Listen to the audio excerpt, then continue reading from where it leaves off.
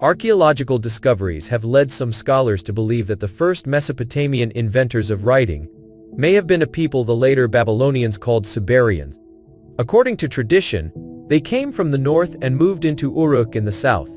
By about 3100 BC, they were apparently subjugated in southern Mesopotamia by the Sumerians, whose name became synonymous with the region immediately north of the Persian Gulf, in the fertile lower valleys of the Tigris and Euphrates.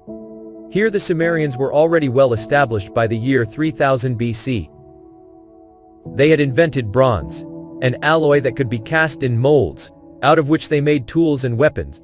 They lived in cities, and they had begun to acquire and use capital. Perhaps most important, the Sumerians adapted writing, probably from the Subarians, into a flexible tool of communication. Archaeologists have known about the Sumerians for over 150 years.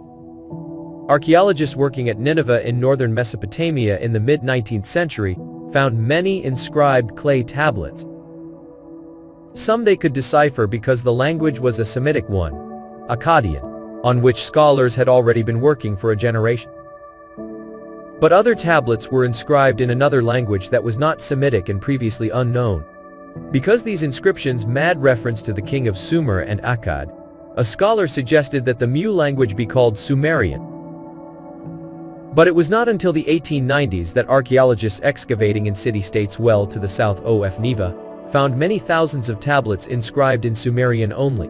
Because the Akkadians thought of Sumerian as a classical language, as ancient Greek and Latin are considered today, they taught it to educated persons and they inscribed vocabulary, translation exercise, and other study aids on tablets.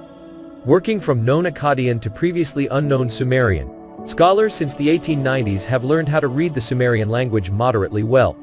Vast quantities of tablets in Sumerian have been unearthed during the intervening years from numerous sites.